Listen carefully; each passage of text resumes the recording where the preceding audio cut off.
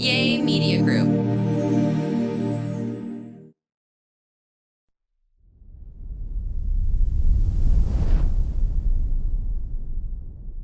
Welcome to a brand new episode of the Fitish podcast. I'm Jenna. I'm Francisco. I've been in a funk this week. Were you ever just in a funk? Francisco and I went running the other day, and every step, I was like, fucking hate this. I fucking hate this. I hate this so much.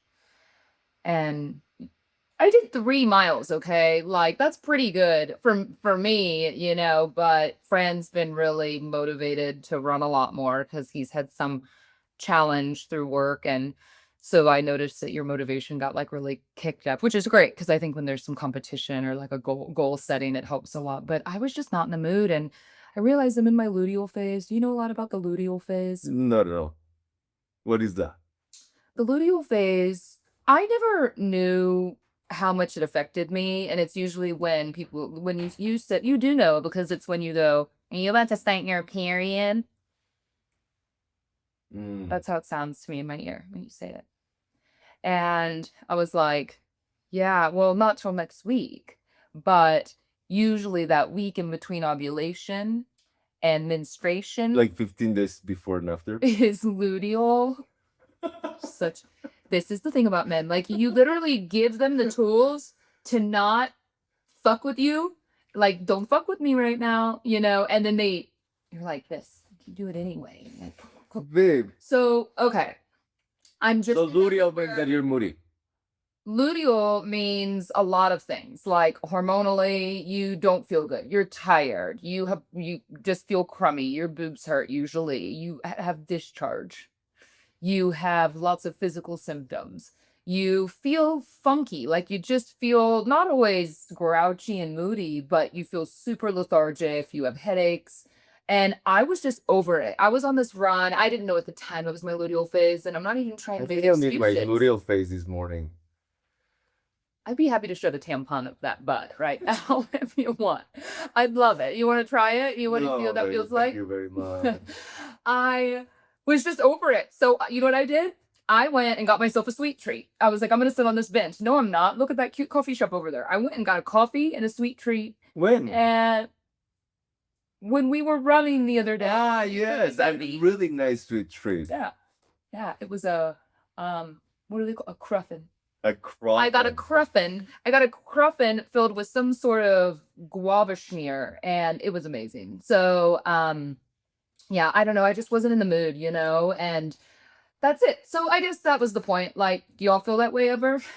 I think it's just that I felt like that, but that competition keeps me going, you know, like knowing that you're going for something, there's a goal, even that is something so stupid like the office challenge. You know, I'm so excited, and you inspired me to do something with Fitish. So, to fill y'all in, you know that we've both been training for a half marathon distance, and I just cannot envision it yet. Mine is 4 weeks or 5 weeks? Like 3. It's end of May. And yours is June. It's not the end of May, and It's the 17th. it's halfway through May. Geez. Next week is the end of May. You know, when I tell you I've been feeling anxious, you're just like, how can I get her more anxious? Instead of a soothing technique, it's like, how can I get her more amped up? It's June 21st, Saturday night. I hope you're there. I hope you're with Signs. Yeah. Remy, I hope I have some support. I would like support around the, 8 to 9 mile mark. I'm a little concerned about because everyone tells me, you can do 9. You can do 9. You can do 13. No problem. The math doesn't math, Remy. The thing is that I see. Like at 9, I'm dying. So I did not understand how it's not like it's 10 or 10 and a half, right? Like I would get people saying, oh, if you can do 9, you can do 10. Well, I get that. But like, if you can do 9, you can do 13. Like, we're aware how many more miles that is. Here's the technique. We know we can do 7 because we've done it. They choose the other 6. Yeah, it's like half. So you just run for 7 and walk the rest. I just breathe and my shirt's popping open.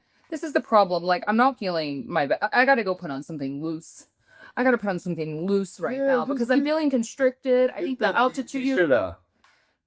I've been having tightness in my chest, breathing. So anyway, I've been very symptomatic. I've had a lot going on, and um, yeah, I've been in a little bit of a funk. I just haven't been feeling my best. So you know what I've done? I haven't run but one time this week. This was going to be a week where I was like, I'm really going to run. But I wanted to say that to inspire, as I'm bitching about running, a couple of things. Running sucks sometimes. It's really hard. I think you just have days where every step feels like that, really tough. And a lot of women have asked me, how do I start running? So I actually made a video this week because we were kind of acknowledging and honoring Women's Health Week. We like to do fun stuff like that with my Fitish brand. And part of the content was I did a video that was actually a video I filmed the other day when I wasn't feeling my best on like how to start running when you've never run before. And then your challenge that you've been doing, because we use a lot of different apps when we run. I mean, Fran loves all the gadgets. I'm so manual that I don't want any interruption. I want to listen to great songs at a deafening volume level, and I don't care about anything else, you know? The Garmin, the Strava, the what else do we use? The Nike Run. The Nike Run Club app. So, you know, that being said, with Nike Run Club, I really like that app. It has training programs that I do not follow. I had intention, but I've just been kind of like free balling it, or whatever you want to say, free forming it. I kind of follow a pattern of training, but it doesn't quite like. I think it should just do it. You just run. You literally just do it. I agree.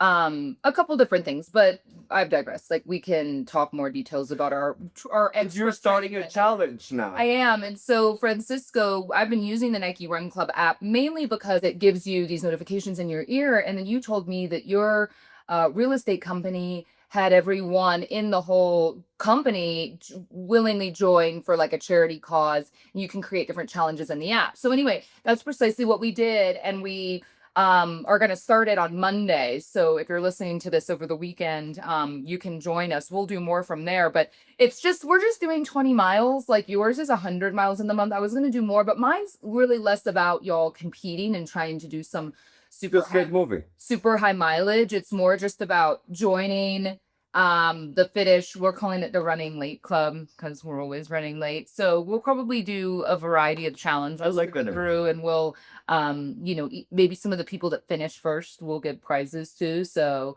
yeah, it'll be fun. You can see everyone's activity too. So if I log a run, you can see it in there. But anyway, it's the links in the newsletter that we send out. We have a link in our social media profile too, if you want to find it, but you really just have to add Fitish as a friend when you download the Nike Run Club app. But that'll be fun. And it's kind of also great and cohesive because that's the exact half marathon that I'm doing. They've been doing it. They've added more cities, Nike, because they just did one in like Copenhagen. I seen in the Run app that you can join that challenge, the Run at Night Club. Oh yeah, but so you can do it when other people are doing it in other cities. Yeah. So anyway, that's where we're at right now in life. And I will say this about running.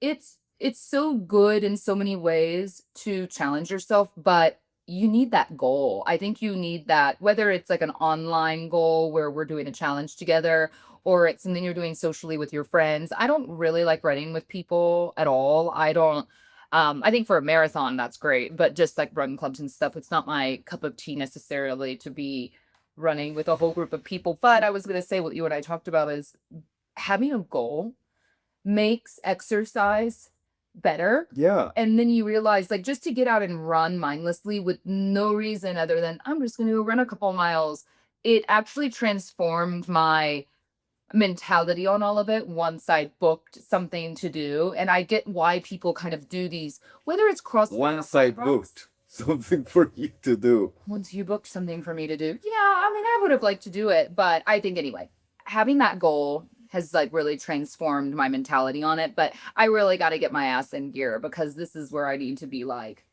in my hardcore days of training. It's just so, like, I see what you're saying about running alone, but there's nothing more stimulating for me than running when we go on a Sunday that they close Reforma, because running with people, it's just invigorating, like knowing your pace, like you're able to see where you're at. Obviously, like in the challenge, like I was doing really good in my challenge, and then this shirtless Charlie came into the play 2 days late, I see Bram bitching about some shirtless bodybuilder and who's like done 100 finished miles. 100 miles in 8 days. Yeah. Like he was running more than 10 20, yeah. miles a day. 20s. Yeah, Yeah. crazy. Well, there's always going to be someone, as they say, there's always going to be someone, I'm still at 10 percentile, you know? you know, fitter, richer, prettier, skinnier. There's always someone. So Not funnier. he's your, yeah. There's probably always someone's funnier. No. I mean, unless you're like Theo Vaughn, like there's always someone funnier. So that is where it counts for you, Theo Van? I have such great Theo Von lore that I've never shared with people too. But let's save that for another episode. Yeah. We can talk about it. No. I was just making a reference. Like, I think he's super funny. I think Nikki Glazer's super funny. I think like some of these comedians, no, I mean, he's just a reference point. Like, sure, maybe there's someone funnier than him. I think it depends on your sense of humor. You know, I think his word usage is amazing. That's what to me makes him so funny, that he's very unpredictable in things he's going to say. I think he crafts his words together. You know, the most amazing thing is that something I learned through you and watching him is that most of his stories actually happened, you know? Well, okay. I will actually tell you all about how I went on a date with Theo Vaughn years ago, which is so funny. But I actually like never really said to Fran that it was a date. It wasn't really a date because it was like pancakes. Is that a date? I don't know. It's just I never we didn't like not I'm not gonna like blow the load of the story. I never hooked up with him or anything like that. I would tell you the truth. But my hangover is just starting to kick in right now, you know? okay, we'll save that for next week's episode. We're gonna do a quick show today, and we got this question a while back, and I'm so sorry. I'm not gonna read your name just in case. And then I feel bad if you're like, I wish you read my name, but sometimes you all reveal really personal stuff, and I don't want to read your name. But this says, hi, Jenna and Fran, love the podcast. I seem like great parents some of the time. No, she didn't say some of the time. I added that. Okay. My husband and I were recently posed an exciting opportunity. Currently, I work full time. My husband works 15 hours a week doing small construction jobs. We barely make ends meet most months. We have a little girl, 6 months old this week. Having no paid maternity leave drained our backup resources considerably. And while I enjoy working, I'm not looking to be a full-time stay-at-home mom. I can tell my daughter is not getting enough time with me. I recently got the opportunity to start a business that would allow my husband and myself to both work from home 30 to 34 hours a week with flexible hours and build a home on some land my parents own, which would eliminate our commute to childcare because my mom watches our daughter when my husband can't. This place is remote-ish. I know you've been through the pros and cons of a remote location. Here are my questions. I know kids are resilient, but if you could have picked the best time to move, Remy, when do you think? What things do you think are making the biggest difference for your family's day-to-day lives that weren't available in Dallas? You know, proximity to friends, family, a motivation to cook more. What are you missing about living by the beach in Todos Santos? Do you have a plan to incorporate that more into your daily lives? If you could pick up your home and park it anywhere in the world, where would it be parked? Let's tackle these questions first, because she actually asked 10 really great questions. So we're I'm trying to figure out what I'm... No. So, okay, let's tackle some of these questions first. First of all, you're doing a great job. Having a child really transforms your finances more than anyone anticipates for so many reasons. Things, and also in the US especially, things are just so much more expensive than they used to be. And it's pretty soul crushing and unfortunate that it's that way. I mean, even us living in Mexico, cost of living in certain areas is improved, but like life and things are still expensive in school. But let's just talk about best time to move, Remy. When we did it, we talked to a lot of people. I think you agree on that, and that's why we did it then. We talked to a lot of people that told us, if you're going to make a move with your kid, try and do it before they're like 9, 10. So, you know, he was 2, but before they throw roots. Before they start to get really involved with their friends. I mean, you read a lot of things that say kids start to care about their, we can't even imagine, care about their friends more than their parents by the time they're 12. So anyway, that was kind of our idea was, look, and if you have to move, I think this has happened to a lot of I people. don't think the move They're makes adaptable. at any age makes kids resilient. I have so many questions You about. say that. What we're supposed to be asking her questions, I know, but the answering her thing is questions. that not I have asking- questions to her But for she's her. not here. I know, but I have them. I still have them, even It's though just she's an not here. ADD mind at work. Like, let's focus on the question. What's that business that she's starting with her with her husband that they can do at home? I know. Only That sounds fans? great. I will say that a few of these questions we don't have the answer to, like our dream location, if we could pick up the home and move it and park it anywhere. I'm what moving and uprooting from a place we've lived for so long right now has taught me, because like I think we're a constant work in progress, that we can do anything together. That's pretty amazing. We're trying to reflect on that more because this was a really hard move, but we can do it. If we had to do it again, we could. But we also started looking at our life in a bit smaller increments. I think forever is so not realistic in a lot of people's lives. Things can change, work can change, love and life and relationships and everything your needs, right, can change. And Yeah. you have to be in a place that you're comfortable, I think, just figuring it out. That being said, we didn't want to deal with moving every few months and renting a different house on the beach and that sort of thing. I think we would have preferred to stay in Todos a bit longer. We just really couldn't find a good housing situation, and a stable living situation for me, I can't speak for you, was much more important for Remy and like his growth. I think him being really excited to like have his own house and some of his own things, and us not being worried about him breaking something in someone's Airbnb. That was really important to me. So I'll say that we decided when we moved that we didn't want to move every 6 months or once a year. That we at least knew Mexico City was a good 3 to 5 year plan. And I was speaking with a friend about that yesterday. She's like on the same page about that because they moved from Houston to Mexico City, and she said that's how they feel. They don't know if Mexico City's forever, but that it's a really good fit right now for the family. And isn't that what life is about? Like if things change and Remy's something changes with our family and work and we had to move again, we know we could. My dream, like if we're talking about dream, I miss the ocean. I know Fran does too. We liked living by the water. I liked living a little more remote, but I would prefer proximity to a larger city. So maybe an hour outside of a larger city, closer to the water. I really always have wanted one of those long-haired little ponies. What are those called? Long hair bunnies. You know what I'm talking about? Those horses that have really long hair and they're kind of smaller. I like pigs as well. Toys. Y'all know what I mean. No, Highland, Scottish Those Highland are cows. cows, but they're not horses. You're right. I totally misspoke. You're absolutely right. Cows. cows. A Highland cow. I would like those. I'm not sure what climate they do best in, but I was picturing like my little pony, you know? my bad.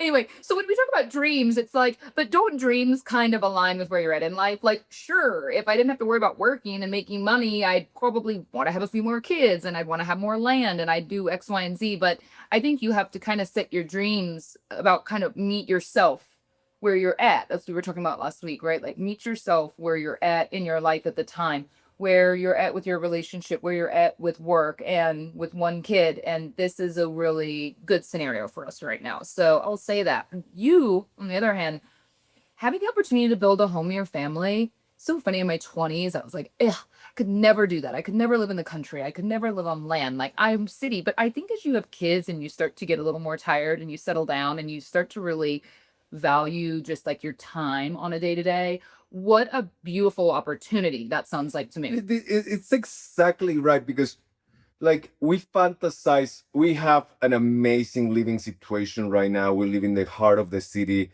We have a lot of things that we can do.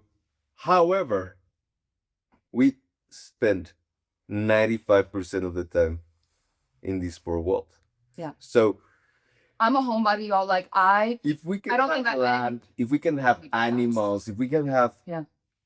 a nice pool, like just we me, don't need anything else. Like we really don't need anything else. you Like feel that way? yeah, like I feel like it's really cool to be able to walk places and have 10,000 new restaurants to go to, but we don't do it. Yeah, but I like that it's there. Oh, for sure. But if if I were to have 100 200 acres, 30 minutes from the city. I much rather do that now. Yeah, I agree. You also have to keep in mind what's great for your child. You know, I think that as we get older, selfishly, you have this tendency to want to do what you want to do because that sounds nice. I think for me, I'm very happy here in Mexico City because I see Remy thriving. And I think I had worries that I know kids can thrive and do well growing up in the middle of nowhere for sure. But if they can be afforded opportunities to expose themselves to more, let's say, you know, music and art and culture and sports and fun things like that, that I was able to do as a kid. I think that that really helps with their development. So, anyway, moving on. Is there anything you would have done differently to smooth the transition? I mean, you have a 6-month-old, so you're fine. This child, frankly, is like not going to remember anything. I hate to say that, the child, I think, is in a way at that age, like, yeah, they remember being treated well and the time spent together because it forms their little brains. They don't have memories at 6 months. You know, Don't even go there with me. It makes me so mad when you're like, I remember everything from when I was 1 year old. Like, I think you I don't way stuff remember like this. anything when I was 1 year old, but You the told thing me is your that earliest memory was 1.5. I remember perfectly when we were living, the things that we had 2 homes when we were kids.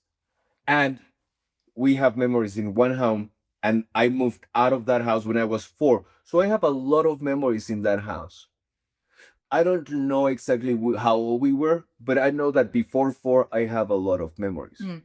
You don't think it's because your mom has 10,000 photos and photo albums that you remember your memories because you have so many photos to remember them by? But I can see those pictures moving, you know? Like I can remember the moments. Wow, that's so impressive. I, on the other hand, like must have had a traumatic brain injury because like I don't really remember anything before I was 5. I have a few memories from there, but um I don't know. Beyond that, how do you deal with parenting issues you don't agree on? Would love friends' perspective on this. You compromise, you know? I think you have to be open to listen. You have to be open to understand the other perspective. And sometimes it takes time to realize that two parents come from completely two different backgrounds. It doesn't matter if they come from the same town and the same community, but the way that one was raised and the other one was raised was completely different. And that's where you have to be open. And I think something that it's ingrained in my head is that you don't come here to teach your kid how to live. You come here to learn with your kid this new life. And if you're open to learn and to let your spouse and your kid to teach you this new life that you got into, that's the best mindset that you're gonna have. Instead of trying to put your will on. No? Mm-hmm. I think less about, I know she was asking more about how you know, We don't have many we disagreements don't when it agree. comes to parenting. I think it's also, for me at least, I try to choose my battles, right? Like, I mean, I know that's just an expression that gets thrown around a lot, but I think it's really important just in relationships in general, right? Like, you choose your battles. There were certain things like when I was pregnant or that Fran and I talked about, about whatever it may be, right? Like healthcare or decisions we were going to make about, school and or religion or things like this that, you have to have these conversations with your partner, hopefully before you have a child together. But for us, there was something like more medical leaning, right? That you were like very staunch on, I mean, I don't think we've talked about it before. Like, Fran, like, did not want to do circumcision. And I was like adamant, like, I want him to be circumcised. So we, kind of went back and forth on that. And we had like intelligent conversations, right? With each other, with the internet, with the doctor. And we asked her, and I thought she was for sure gonna be like, you need to do it. It's a cleanliness thing, or on and on and on. And she was like, honestly, it's just about, do you want him to look like dad? Do you want him to look like his friends in the United States? Because, over 90 something percent of kids are. Do you want him to, you got to be prepared. She kind of went through scenarios with us. So anyway, that being said, it was very important to Fran. And I realized, like, as a woman, that, maybe I should just let him have that one, because if it's not a medical issue and it's a reasonable thing. And it's a sometimes we built-in do- thing that Right. nature gave you. Well, Yeah, but anyhow, we were doing great. I still have this feeling it like Remy's gonna be 8. Like you hear a lot of other kids happen and be like crying about it and then have to go through Oh, it. you ever seen And I said to him, I go, if this kid comes to you and is begging you to get this done, then you're gonna have to like If take he that. comes to me and he's begging me to get it done, I've done something else wrong. That he's not self-secure enough to say, this is my body and this is how it came from. And I have a hardtop convertible. That's nice. No, but the point is you compromise and you talk about it and you have nice conversations about it and you can't make everything a battle. There's definitely this happens. I mean, this happens to us. I wouldn't say weekly, but quite frequently. Like we're kind of going through a thing right now where like the doctor feels away, I feel away. Fran's like had a hard time kind of pulling away from sleeping with Remy. And that's been kind of our thing lately. But I wouldn't say it's an argument. It's just like a difference in opinion on how we feel about certain things. And it is what it is, right? Like at the end of the day, you're raising a child together and you're not going to parent the same way. I say that to Fran a lot. I mean, we've definitely had our issues. I think all of us do, just so you know, like all couples. Raising kids at young ages is really difficult because we're inherently just completely different types of people. And the way he parents is a lot of times not exactly the way that I would handle the situation and vice versa. But we have this agreement that if you're in the middle of, maybe it's disciplining, maybe it's something and you're already kind of taking an approach, taking the toy away, doing something that we're on the same team and we don't ever like disagree about it in front of Remy. He's too smart now too. So, but we also agree that if you're losing your cool or if I'm like, I can't take it anymore, that you kind of like tag the other parent in and talk about it later. And that's worked like pretty well for us. I mean, we have our days, but I mean, we all do. So don't be too hard on yourself. But, I can't wait for the follow-up because it's been a couple months since you wrote that email. So anyway, we have to bail. We have a family photo shoot tomorrow. I have to go get us some matching outfits. It's very important. So look forward to those photos. That was my Mother's Day gift to myself. That's With a great, we'd never done an official like photo shoot. We've never done that. That's so crazy. And I know it's a pain in the ass, but it's like my goal to start doing that, because in hindsight, we're going to look back and we're going to appreciate that nightmare of an hour we had to spend like wrangling our child for photos. But anyway, y'all have a great weekend. Join the Fitish Running Late Club for next week. I can check in with you over there and we'll see you next week. We need some challenge.